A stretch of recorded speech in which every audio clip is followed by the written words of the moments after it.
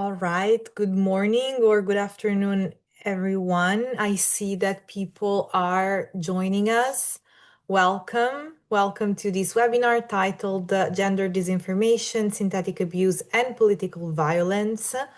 As we let more people into the room, all right, maybe I can start with a few remarks. Um, Welcome everyone. I am Maria Giovanna Sessa, research manager at the UDisinfo Lab, and I'm sure that many of you know us already and are perhaps even regular attendees of our webinars. For the newbies, welcome. We are a nonprofit organization gathering knowledge and expertise on disinformation in Europe, and we organize these webinars almost on a weekly basis to give voice to experts in our community, share knowledge, and raise awareness around the excellent work that is being done by so many. I take this opportunity also before we start to remind you that we have our yearly conference, Disinfo 2026, in Vilnius this year between the 6th and the 8th of October.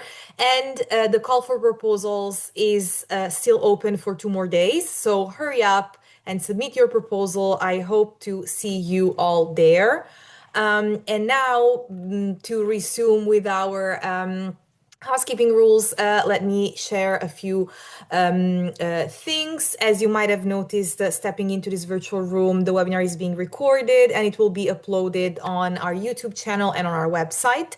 There is a caption and translation option that you can activate by clicking on CC at the bottom of your screen. You will enable the translation option and you can select your desired language. And at the end of this session, we're going to have, as usual, a Q&A. However, again, as usual, we will be using Slido, not Zoom chat. You can connect to Slido by scanning the QR code that you see on screen or by going on slido.com and entering the code disinfo. So I encourage everyone to already connect to Slido. And I also invite you to submit your questions at any time during the presentation. You don't need to wait until the end. Actually, that will help us have a more lively discussion.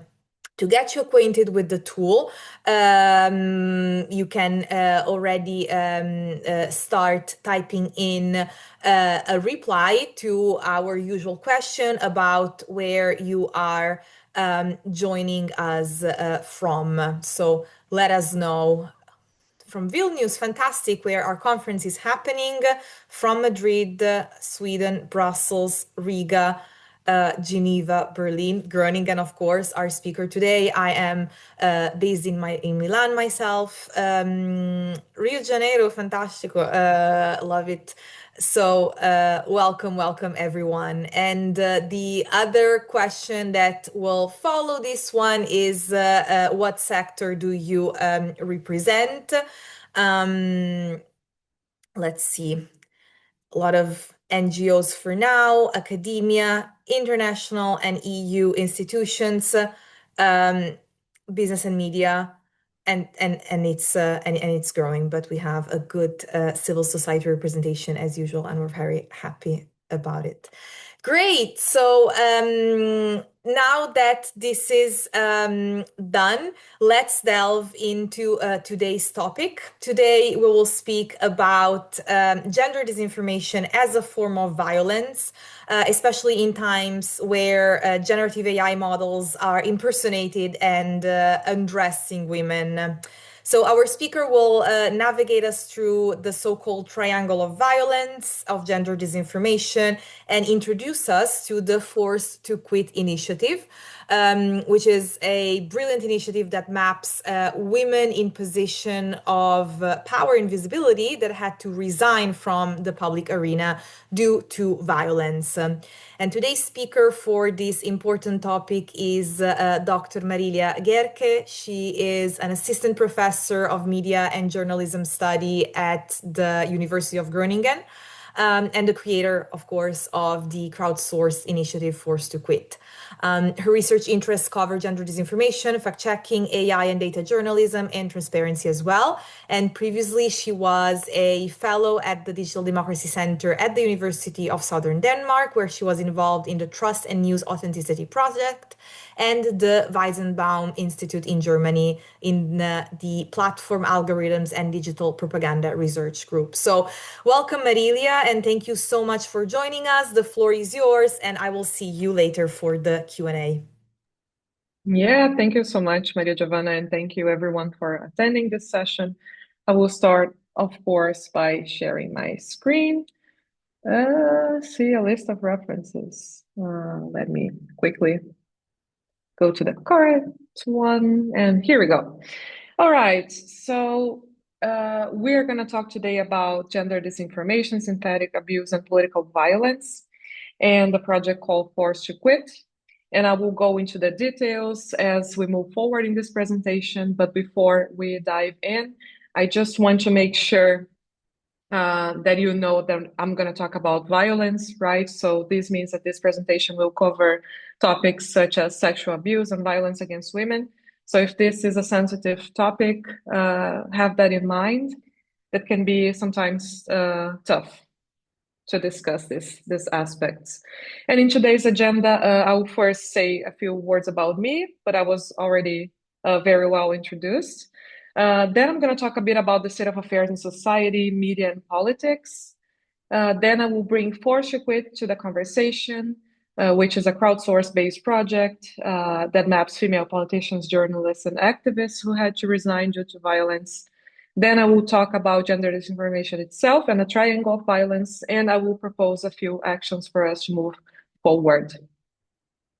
And about me, I will not keep talking about me for a very long time, but what you need to know is that I do research on this information, and what interests me the most at the moment is this focus on gender and also race, right? So what we call intersectional identities. So you do have gender, but you do have also a combination with race, with religion, with ethnicity, and so many other identity features that come into play when we are talking about this subject. And I also do research on fact-checking, transparency, and AI and data journalism. So this is what I've been doing for the past years. But recently, I do have two papers related to gender disinformation, and the first one is the one that I'm bringing in today's presentation, so gender disinformation as violence, in which my colleague and I propose a new analytical agenda. And the other paper is an empirical one, so it's more about how gender and race are deployed in disinformation. And for that, I studied how disinformation narratives affected 6 female politicians in Brazil with different ethnic and racial backgrounds. So if you're interested, you can check these studies, and I can also tell more about them. But first, I do want to say a few words about the state of affairs of things that we live in currently, because we cannot think about violence against women in politics without thinking about the context in which all of us women are inserted, right? So if you look at the news have been terrible, to say the least, right? Because you do have, of course, AI coming into play, and you do have teenagers creating images of their classmates, like the case in Spain a couple of years ago. You do have currently Epstein files and the words of the victims being discredited, to say the least. We also had so many femicide cases that usually, right, come from partners, former partners, and so on. And we do have the terrible case involving Giselle Pelicot on rape by her husband, former husband, and also men in France. So we cannot disconnect this all this terrible news from politics, and also from what's going on largely. When we think about especially women in public eye, we are also thinking about that these women have their voice exposed, their face exposed. Local politicians have been targeted in disinformation campaigns, and they are afraid sometimes of running for public positions, um, or or even trying to be re-elected. And because of that, for example, women in politicians have a lot of their content about themselves out there. It's so easy for other people to create deepfakes, to undress them. And this is so easy currently because you do have misogyny going on in society since forever. But today, what we have is basically technology, and we do have this easily accessible and also at scale. So it's easy as that. You can have 20 pictures of someone in a personal computer, 15 minutes, there you go, you have a deepfake of someone, especially non-consensual intimate imagery, right? So women do not agree on any of that, and still they have their faces and bodies being exploited. And with the apps, of course, you can be as quick as in having 3 seconds, you upload someone's picture, and there you go. Suddenly, this person is naked. And this is very, very harmful to everyone, to all women and of course women in the public eye, because they are somehow extra punished because they're not supposed to be there in the first place, right? So this is why also forced to quit kind of relates to women in the public facing jobs, because they somehow challenge, I don't want to say even more, but they are in the public sphere, and this also means that they will get somehow extra punished for that because they're not entitled to be there in the first place. And this is what gender disinformation tries to do, basically, to eliminate women and gender minorities from political participation. And this means voting, but also perhaps at most running for election and public positions. And if we look at the data by the United Nations Women, parity will be reached in 130 years, basically. So we do not have a lot of women as the head of state or government. We only have them in 29 countries. And of course, we also have women who are ministries or the head of a given ministry. But still, when they reach certain positions, they usually take care of the budget, or at least the subject that is more related to family, culture, and what are known as soft issues and with less prestige in politics. And in national parliaments, the situation is not, it's a bit better, but still very problematic. Women are usually represented in less than 30% of the national parliaments worldwide. And of course, this is an overall picture, right? Because it depends on the country. Some countries are going to have higher participation of women. In some countries, that will be exactly the opposite. But overall, the picture is not exactly great. And also, I just want to say a few words because I do follow in my work intersectional feminism, decolonial feminism, and these kinds of theories, and also sometimes and data feminism, as you're going to see in my project.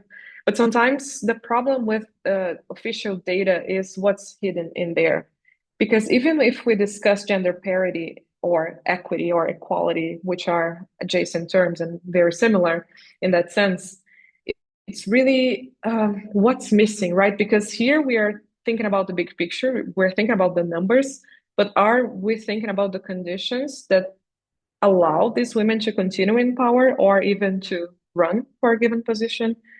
And this reminded me of what happened in Iceland, for example, which is theoretically a great place to be a woman, right? So you do have a lot of rights. You do have care for your children. You do have, you're paid equal as men, basically, but still you have harassment, still you have all sorts of abuse, you still have misogyny. And a group of feminists were suing the state for that, because sometimes even the police does not take threats and abuse seriously.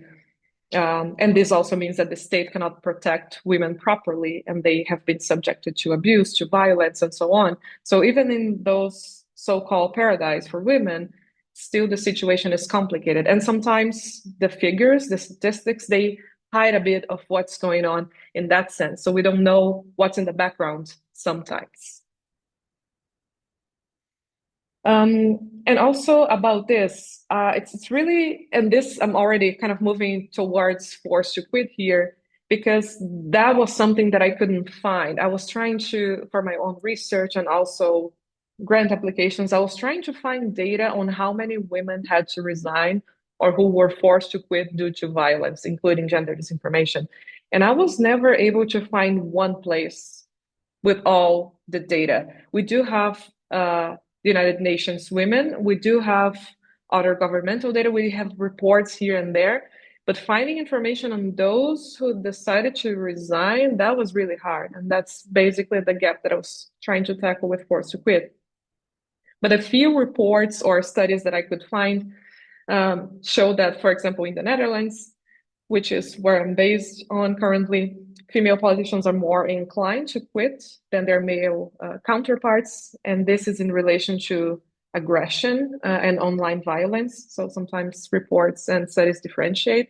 But also, if you take a look at literature on political science or political communication and the intersection with journalism, you're going to see that sometimes women do not stay longer in power because it's really hard to balance work and private life. And sometimes these women also have to care for their parents, for their children, and so on. So you do have many, many reasons why women decide to quit. Of course, in Forced to Quit's project, it's related to violence, but it's also important to have in mind that sometimes it goes beyond. So it's more related to gender roles in society and what's expected of women, and to what extent they will perform these roles that are expected of them and how it will affect their permanence in politics. And also, in Brazil, my home country, there's been a lot of threats against cisgender and transgender women, especially those who have intersectional backgrounds, so those who are also Black or Indigenous and so on. And usually women, of course, and here's also the caveat, right? So people always question, can men be subject to gender disinformation or violence? And of course they can. They can be a target. But the thing is that with women, usually the threats that women receive are related to rape threats. This is the kind of threat that women receive the most. And men receive other kinds of threats, including raping their partners, their mothers, their daughters, which is terrible to say the least. And other than that, I also just want to say that in some countries, including Brazil, for example, there is this quota for female participation in politics. But even, and again, the problem with official statistics that only tells parts of the story. Female politicians not always receive the funds from the political parties that according to what they were entitled to. So quotas in theory are great because theoretically they will offer, of course, a diverse participation in politics, but still sometimes it also means that they, in the political parties, just need a name of a woman, a female person that can run in the name of the political party, and that they will not even be taken seriously nor receive the public funds. So there is all of that when we are thinking about the official statistics. And now I'm moving to the part of my presentation about Forced to Quit itself. And I am definitely working a lot with Catherine D'Ignazio's line of thinking. So she wrote Data Feminism and also Counting Femicide. And in Counting Femicide, she will tell us more about counter data, and this is what Forced to Quit wants to do. Counter data is basically tackling the data that is not already publicly available, tackling the data that the state governments don't collect. And in her case, she, of course, will present the case of activists in Latin America, mainly, who decided to quit a number of femicides affecting women because the government wouldn't do so. Or depending on the categorization, they wouldn't be part of the public records. And if you don't have data, you also don't have public policy because you don't have statistics or evidence to rely on. And this creates a huge problem. And therefore, sometimes you need also activists collecting these kinds of data because otherwise nobody's looking into it. And with all these gaps, I think, not finding information on how many women decided to resign politics, and also, of course, having this idea that counter data is needed, I created 2 years ago almost this project called Force to Quit. And the leading question is basically, where in the world have women been pushed out of their jobs in politics, journalism, and activism? So I was thinking about the three main potential strands where women usually go and also expose themselves and also work on. So in the end of this presentation, I can also, and I will also show you the website itself, but you can scan the code. It's forceyourquit.com.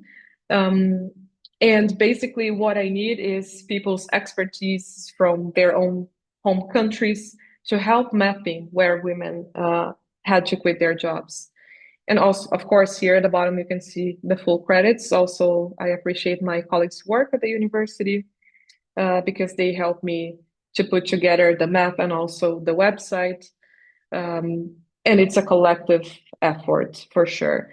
And the way how you can add new cases to the map is basically via a form that I'm going to show you in a bit. And the way that because you might have asked yourself at this point, okay, how do you know if someone actually quit because of violence? But I'm gonna tell you more in a few minutes. Otherwise, it's gonna be too much for this part. But as for inspiration, if you're interested in books, more bibliography, these are some of the books that are always in my mind when I'm still developing research, and also when I first decided to create Force to Quit. We do have books on data feminism, algorithms, decolonial feminism, political violence, and so on. Yeah, so now I'm gonna talk more about the project itself. I know that sometimes quitting has this very negative connotation. And this means in Force to Quit's case, to quit means to be pushed out, to resign from a public position, stop doing something, and it can be for a period of time or even forever, right? But long story short, it means to be prevented from working. And why does Force to Quit do it? Basically because we believe that what gets counted counts, following data feminism principles.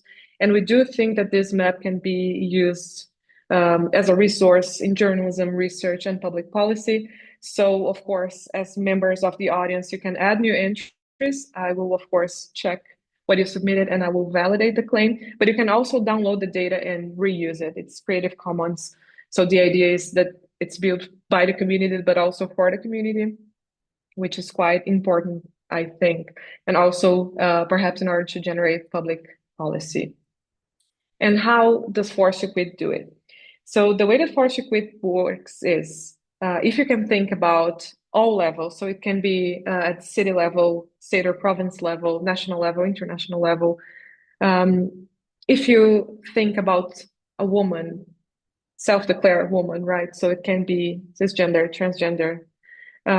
If you know someone who had to resign due to hate speech, gender disinformation, incivility, so many reasons, you can add a new entry by finding the form that is available on the website. And the way that we validate this, so how do we know that this is actually true? We basically ask you to copy and paste URLs from fact-checking reports or articles, scientific studies, social media accounts, sometimes from the victims themselves, or also news articles published by reliable sources. So we're thinking about here credible journalism. And these women, as I said, they might have been subjected to harassment, hate speech, gender disinformation, which I will now talk a bit more about, or threats of all sorts, right? And we are thinking here about violence in general, not specifically online, offline violence, but I will later on also give you more examples, so I hope this will be a bit more clear. But now about gender disinformation itself. Gender disinformation is still, I think, a quite new, I don't want to call it subfield, but let's call it that way for now. It's a subfield of research within mis and disinformation studies. It can be sometimes closer to journalism studies or political communication or other areas depending on where the research sits, basically.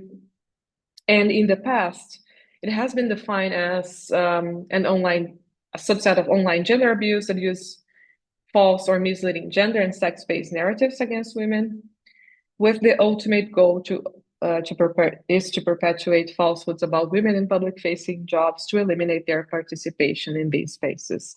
So have in mind that idea that I mentioned before, that women being expelled or attacked when they are occupying public positions is very much related to that. So they're not, quote unquote, supposed to be there in the first place. And then you have systematic uh, messages, systematic attacks that want to remove their participation and remove them, of course, also from power. And gender disinformation also includes anti-gender and anti-feminist narratives. It's systematically directed at gender and intersectional identities. And as I said before, this is a question that I receive a lot. So what about men? Can men also be subjected to gender disinformation? And the answer is yes.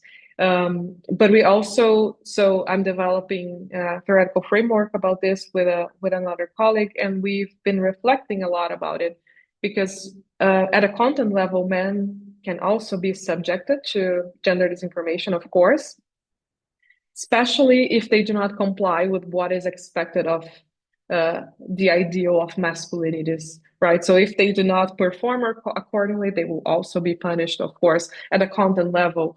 But you can also ask yourself, but what kind of men are you talking about, right? Because there are hierarchies in society. It depends. Is this a white European man or is this a black man? Or a man with a different ethnicity or with a different religion? Because then it's a different conversation. So yeah, I will not talk much about this, but just have that in mind. And also gender disinformation, sometimes it may contain elements of hate speech and incivility, but think about gender disinformation as something systematic and with this cumulative effect that will impact society, journalism, democracy, and so on. And I just want to show a few examples here of gender disinformation. And here, of course, I'm offering you examples from the Netherlands in the middle, Brazil on my left at least, and Germany on my right side. So if you take a look at this, it's so many identities coming into play, right? Because in Brazil, where there was this attempt of coup d'etat, you have indigenous populations allegedly claiming that the former president should be released from prison, or you do have the current first lady allegedly shopping with public funds, basically. All of that was AI generated. And in the middle, in the Netherlands, you do have a man with an immigrant background chasing a woman who looks scared. And at the bottom, you do have a Muslim woman being compared to a trash bag. And these, in the Dutch context, these are two examples removed or retrieved from the campaign tracker, and these images have been used in political campaigns. And in the Brazilian case, I retrieved these two images from fact-checking organizations. So these are AI-generated images that have been circulated in public sphere. And also one more thing that I want to bring to this conversation is the role of AI influencers, right? Because there is also a gender aspect of it. If you look at Germany, you also have influencers, but female influencers with this idea of femininity and what's expected as a female trait. So this is also very powerful. I don't study influencers. I would like to. I think it's super interesting. But this is also just to show you a few examples of what I see or what we understand as gender disinformation. And because of that, it's if we think about our definitions of mis and disinformation, in the classic sense of misinformation is non-intentional, disinformation is intentional, and with this idea of causing harms to someone's reputation, we think, my colleague Danhi and I think it's not enough to classify or categorize mis and disinformation like that because we think it goes beyond, right? So this is why we're proposing gender disinformation as violence. So we make this argument that it doesn't matter if someone shared one of these images here, for example, with or without the intention to cause harm, because the harm has been caused already. So if you look at any of these images, they are very violent. And imagine if you identify yourself as an indigenous person or a Muslim woman. So how can you look at it and there's no way that you're not feeling anything when you see it, right? And this is why we decided to conceptualize gender disinformation as violence in the sense of that this is the weaponization of gender and identity-based features in multidirectional flows of violence. So if you look at the triangle of violence itself, we do have three parts, and one of them we have multimedia content and content creators, the other is victims, and then audiences. So this model allows us to think that everything somehow is connected. So you do have the content itself, but the victim, so the person who is portrayed at the picture itself, it's also experiencing harm. And you do have someone on the other side creating that content who also has an identity. And on the other side, you also have the audiences who will consume this kind of content, and they will be affected in a very, very violent and harmful way. So we do think that everything is connected, and there is this flow. There is this the idea of flows of identity-based discursive violence that go from one side to another, and that we should have a comprehensive way of thinking about gender disinformation more than just true or false, so the binaries that we are used to. And this is what we propose. And accordingly, this is how we define. So gender disinformation as violence is the employment of systematic and multidirectional flows of violence experienced, directed, witnessed through unconscious or conscious content manipulation, audience engagement, and victim blaming to prevent women and gender minorities from further political participation. And you have the paper available there if you want to scan and read it further. And also one observation is that the process sometimes is systematic, it might be slow, gender disinformation as a trigger for someone to resign.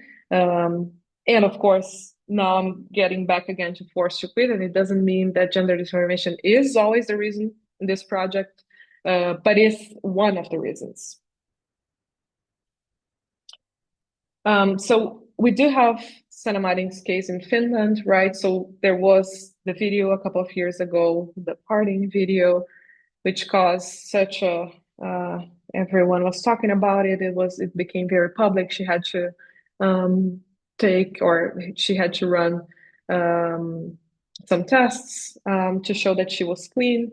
And eventually she stepped down as a leader of the Social Democrats. And also, she then decided to quit politics, or someone decided for her, given everything, and join an institute. And recently, the New Yorker published also, because she published a book, so there was a lot of news about her, that she tried to have this life outside office. And of course,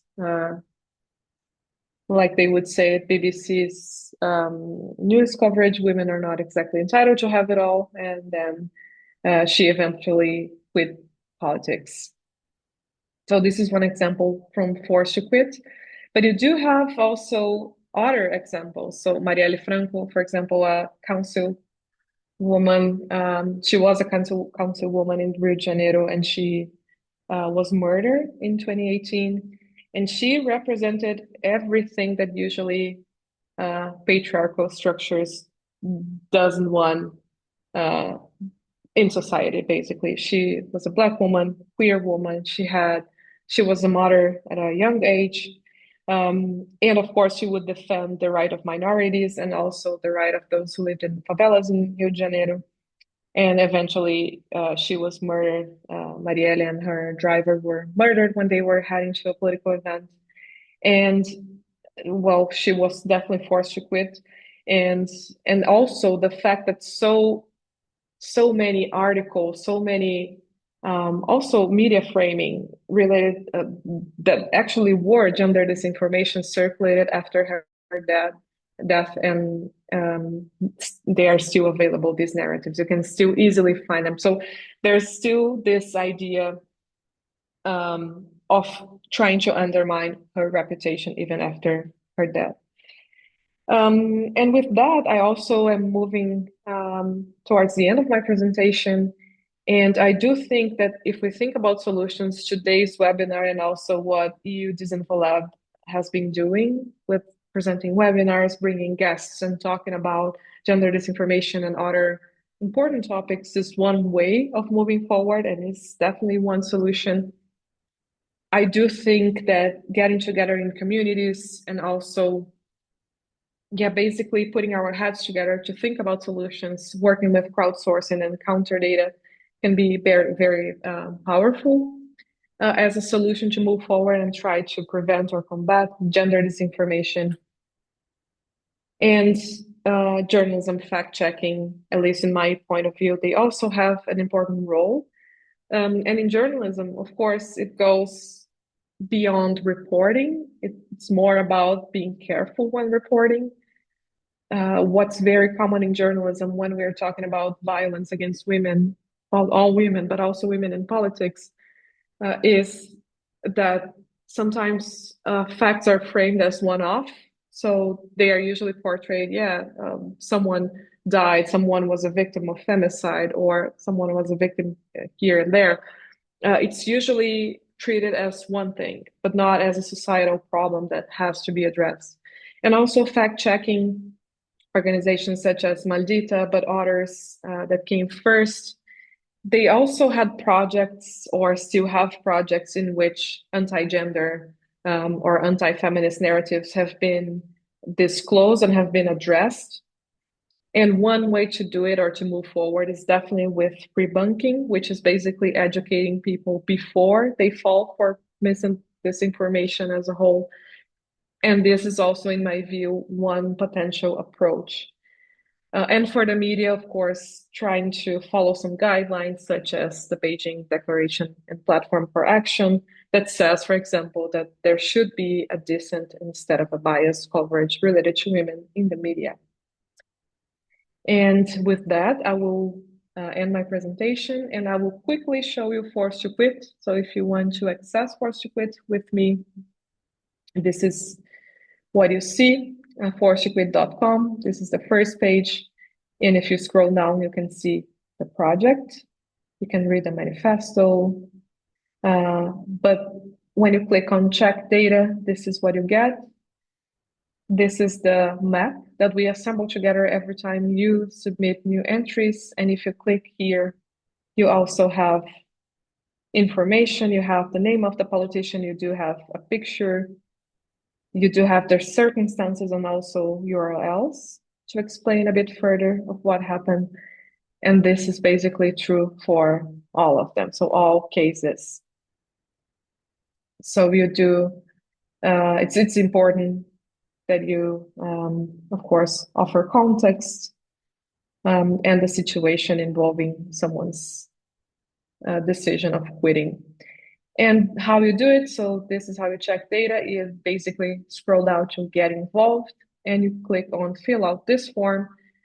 And this is how you enter data and submit. So it's via a survey. You write the politician's name, provide a photo, offer also information on race or ethnicity. In this case, self-declare. You also offer the year of quitting and the sites that you're going to use as evidence. And then you submit it, and there you go. And then you help building this collective endeavor, which is also mapping women who had to quit for political violence and so many reasons. That's it from my end. I look forward to your questions. So thank you so much for your attention. That was a fantastic presentation. Thank you so much, Marília. And I see on Slido that we already have a few questions, and please keep them coming. We will do our best to address them all. Let's start with the first one on the screen. So you describe gender disinformation as violence. How does this differ from broader definitions of online harassment or hate speech? And if I may add, I think I spotted another one that is similar, that basically, okay, I will highlight it, which was, are there risks of conceptual inflation in expanding the definition of violence to include disinformation? So I know that we always move in a spectrum perspective, especially when we're dealing with this gendered and Mm-hmm. identity related disinformation. And I know that our audience is interested in knowing where you stand and what's your take. Mm-hmm, mm-hmm. Yeah, so the first question about gender disinformation and also related concepts. So first, thank you so much for the questions. It's great that we can have this space to discuss them because this is something that we also thought a lot. And gender disinformation, at least the way that I see it with my colleagues and how we discuss this, there is a systematic effect or this cumulative effect or this intent that is long term. To me, for example, harassment and hate speech, they can still be part of gender disinformation narratives or to be part as one of these strategies. But in my mind, they are usually more specific. So they are directly at specifically at someone. And gender disinformation can be that, but it's also more about a collective of people, a collective of women, a collective of politicians, and then the underlying intent of basically removing them from the public arena, so removing them from having a voice. So sometimes the other aspects can be more personal, but to me this is systematic. And then of course it also depends on uh, how you see this in terms of theories and which theories you bring to the conversation, especially in academia. I guess policymaking could be perhaps a bit different. But also maybe more in relation to the second questions about, was it more about the risk of putting everything in the idea of violence? If I remember correctly, was it more in that sense? Yes, I think it's the conceptual overstretching of also Mm-hmm. because we know that we distinguish between the harmfulness of Mm-hmm. disinformation while the illegality of violence. So I Mm-hmm. assume that also when it comes to Mm-hmm. responses, we're looking into different options. Mm-hmm. Mm-hmm. Yeah, so we think how we assembled this idea or this framework of gender disinformation was violence was much more in the sense of not differentiating online and offline violence, because we do think that there is a risk that it will not be treated it will not be treated as serious as something physical or something that happens in person. So we don't do this differentiation, but of course we know other scholars and also policymakers who would prefer to work with technology-based gender violence and so on. So this is also a bit of how you frame these things theoretically. For us, at least, how we think about gender disinformation, it works, especially if you think about the triangle and if you expand in the sense of, okay, it affects everyone involved, not only the victim.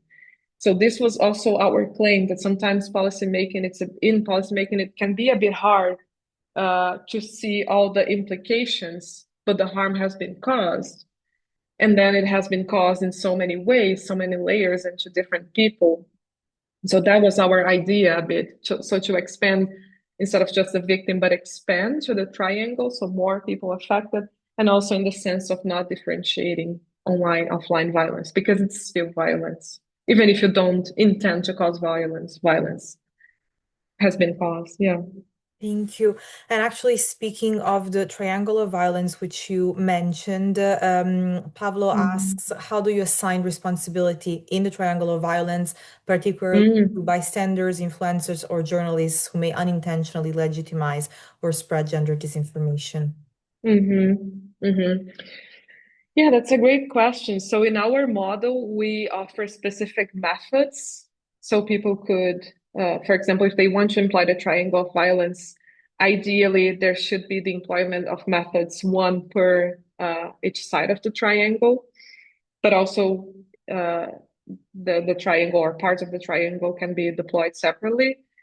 And assigning responsibility, this is something that then the question is, what do you want to do when you are applying the triangle of violence, for example? In our case, we are less concerned about responsibility of someone because it's really hard to detect, but we are more interested in defining the phenomenon and also understanding how it affects people. So, for example, someone who was portrayed in the, let's say, in one of the examples that I showed you, but also in the perspective of audiences, how do you feel when you see something like this? So, as researchers, that's the problem. It's really hard to assign responsibility and do something about this. Because there is always the risk of blaming individuals instead of blaming structures, and that's very problematic. So wouldn't it be better if we could assign responsibility to platforms, those who develop certain algorithms, those who actually make a lot of money selling other people's data? Wouldn't that be better to assign, right? So in that sense, and researchers cannot really do that. They can perhaps show the network involved when something like this happens. But in our case, we're not really concerned about pointing fingers to individuals. We're more concerned about the structure, about what's working there and how it impacts people who are involved as a result of the violence. Very clear. Thank you. And another participant asks if you have any resources and or data about gender non-conforming people suffering from gender disinformation and online hate and preventing their participation in the public life. That's a great question. And unfortunately, I don't have resources or data. I would definitely recommend to look into fact-checking websites, especially there's been a lot about anti-gender and anti-trans narratives, and they usually report on that and verify. But preventing, of course, imagine, right? So if you do not conform with the standard, it's really hard to participate in public life and stay safe and stay sane and stay there for a long time. But unfortunately, I do not have a lot of resources or data to share at this point. Forced to Quit's option was to say, okay, so we are looking at self-declared women. That was an option. And with that option, I unfortunately know that I'm leaving a lot of people out, unfortunately. But again, I would then say, yeah, methodologically, I had to make a choice, but I wish and I hope that someone else can do that.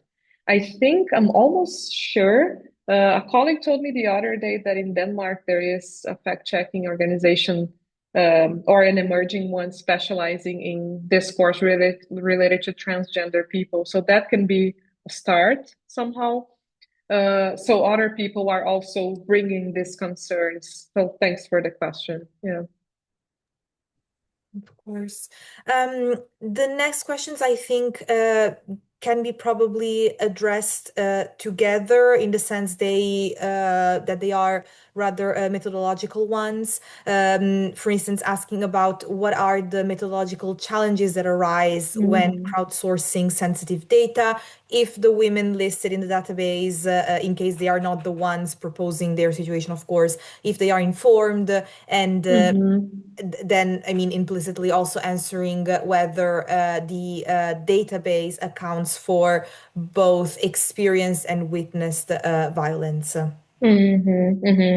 Yeah, no, great questions. So in Forced to Quit's framework, then it's more about the experienced violence itself, because then we are thinking about the targets only. So that would be my straightforward answer to that.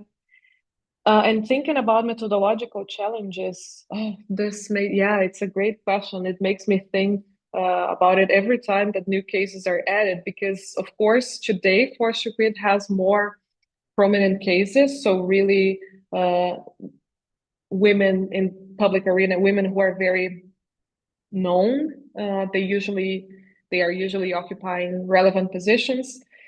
So the way that I thought about this when conceptualizing and creating this framework was, okay, so if there's been scientific articles, fact-checking articles, news articles, so this is basically already circulated in the public sphere or in the public opinion domain. Therefore, this case is public enough. This is basically how I decided to set the bar. And the option, of course, if someone does not feel comfortable about having their name there or information, they can also contact the website and say, no, remove my name. I don't want my name associated with this project. And then, of course, it will be removed. But our criteria is then to use already public knowledge, public information, and add it to the website. And also in relation to no, yeah, so we don't necessarily inform women listed in the database that is coded by third parties, but that's a great point, actually. And it's something that I want to delve into more specifically in the future. So, how we can make sure that also we're not causing violence against these women or repeating violence or trauma. But at the same time, we think, okay, it's important that there is something available about this subject. Otherwise, if we don't count, we also don't have information. Yeah. Of course. That's very, very important. Someone asked, shares that they're writing their thesis Mm-hmm. on the emergence of AI-generated deepfake porn as a new tool of techno-misogyny, reshaping the Mm-hmm. conditions for women participating in the public sphere, and they would like to talk a bit more about your perspective Mm-hmm. on this. Mm-hmm. This is a fascinating topic. I don't know if we have a lot of information already in terms of how this is interfering with public participation, but it certainly will at some point. So, of course, first, perhaps one of the recommendations would be to read the book by Laura Bates. It's not really academic, it's more journalistic, but it's about AI and the new misogyny. So basically, misogyny has been there all the time, right? But it can be, as philosopher Kate Main would say, a bit beyond only hatred of women. It's more in the sense of policing women. This is what misogyny can be and is about. Uh, and then this could be a nice way to start and to combine with this technological devices that allow people to kind of execute misogyny. I would also say to take a look at non-consensual intimate imagery as a concept itself, right? So the idea of deepfake porn, and though this is a term that is quite known and it's straightforward, it was never meant to be porn, right? So we have to be a bit careful in this sense about using this term. Um, but yeah, I think someone, well, you will be investigating this topic, and this will be great. So if we think about methods, I would definitely say that would be interesting to interview women politicians or to send surveys around and see in the long run how it influences their political participation. Also, in the sense of, okay, does it affect how you portray yourself in social media, the pictures that you share? Are you concerned about that? Right. So this could be one way to go. And the other way to go is also some people would prefer to give prompts to chatbots and create like exercises and see what comes out. But I would not rely too much on the second option. I think, yeah, there are too many environmental aspects involved when conducting research using AI tools for that, because there's also the impact that you need to think about if you want to if you want to be part of it. Yeah. Thank you. Moving to a more policy-oriented kind of questions. Somebody asks, what are the most urgent regulatory gaps, in this case, in your opinion, looking at gender disinformation powered by AI? And I also take the opportunity Mm-hmm. to join with another question that is not on screen, but that asks, realistically, Mm-hmm. could gender-based information be recognized explicitly in platform policies in this era? Mm-hmm. Mm-hmm. Mm-hmm. It's a great question. And I think, well, I'm currently not very, very connected to policymaking, though I wish I could be more involved with that. And in this case, our framework can be a starting point. But what I have in mind is also how, or what I think perhaps should be done, but I also know that it's easy for platforms to say that it's not their responsibility, is how it's to ask in the first place, how is it even possible to embed sometimes in the platforms themselves apps or possibilities of generating images and undressing women within the platforms. So that would be, I think, my first take. And this is super urgent. How is this even possible? How does someone allow this to happen in the first place? And again, I'm really concerned about blaming the individuals only. Of course, there's defamation. Of course, there are many different crimes, and individuals should be responsible, should be held accountable. But if we only, of course, blame the individuals, what are we or who are we leaving out of this equation, right? So I think especially platforms should be somewhat and to a very large extent actually responsible. And let's see. Yeah, I think that, yeah, I Mhm. think I answered the question. You did, yes. And I mean, I take the opportunity to remind us that uh, gendered violence is included as a, systemic risk within the Digital Services Act. So there is some platform Mhm. responsibility there. Um, uh, One of the final Yeah. questions from our audience, although I imagine that the perks and dooms of globalization is that we see a lot of the same everywhere, is if you have Mhm. identified recurrent patterns across countries and sectors, or I mean, I add if there are relevant differences from the experience of the cases that Mhm. you collected. Mm-hmm. Yeah. No, thanks also for the reminder because theoretically the platforms are already as part of the legislation, but how do you enforce that? It's also a question, I guess. And also, of course, so if you are a victim and then you report, how long does it take for the content to be taken down?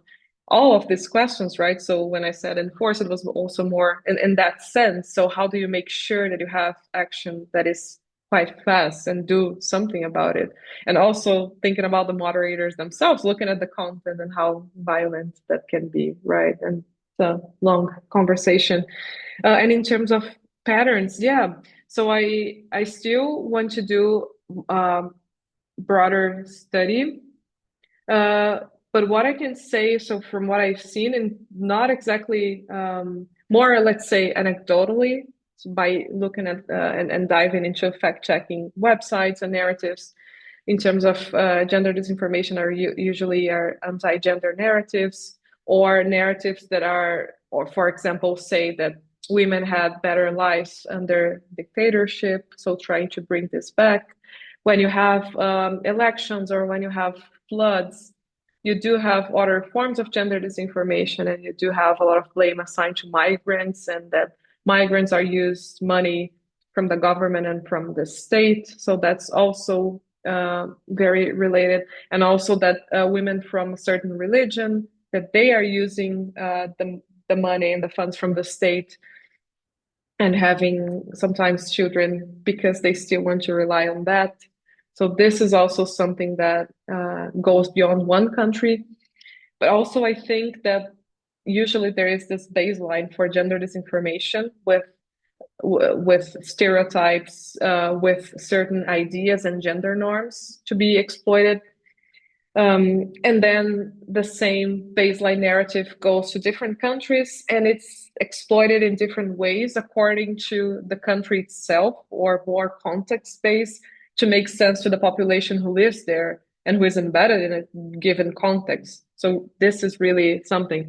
And in Brazil's case, then of course, you do have we do have different kinds of disinformation related to Black women, white women, indigenous women. So you do have, of course, those who are not white, they will be extra punished and they will be associated with certain stereotypes. And it's going to be then even harder for them to stick around and stay in politics for a long time. Of course, the element of intersectionality Yeah. is a very relevant feature at stake. Marília, thank you so much for this brilliant presentation. And the topic was heavy, but it is initiatives like Force to Quit that make us hopeful and inspired to keep on fighting the good fight. Um, Thank you for being with us. I'd like to thank also our attendees. We were over 80 people at peak moments. So thank you for attending. And I'd like to also thank my colleague Anna for making this webinar possible behind the scenes. As usual, we have continuously upcoming webinars, so I do encourage you to register for the next ones. As you see on screen, we will speak about AI companions on the 5th of March with Massimo Flore, and about possible defenses for civil society with a presentation of the EDRN project that Disinformation was involved in with Ines Narciso and Tanner Wagner. I'm also happy to announce that Disinformation is also launching a new webinar series on evidence and enforcement. And as mentioned earlier, this session has been recorded, and the recording will be available soon on our YouTube channel and website, together with all the previous webinars. So go check them out. Finally, if you don't follow our newsletter, you're definitely missing out. So I invite you to subscribe. And at the end of this webinar, you will be presented with a feedback questionnaire. Please rate the webinar. Let us know which topics you would like to hear and learn more about in the future. And I think we really are finished for today. Marília, thank you so much once again, and Thank everyone. I you. wish you, thank you, obrigada. I wish you a good Obrigada. continuation of your Obrigada. days. Thanks. Thanks, Maria Giovanna, Anna, and everyone. It was really great being here. Yeah, this conversation is to be continued. Of course. Thank you. See you. Thank Bye you. bye. Bye bye.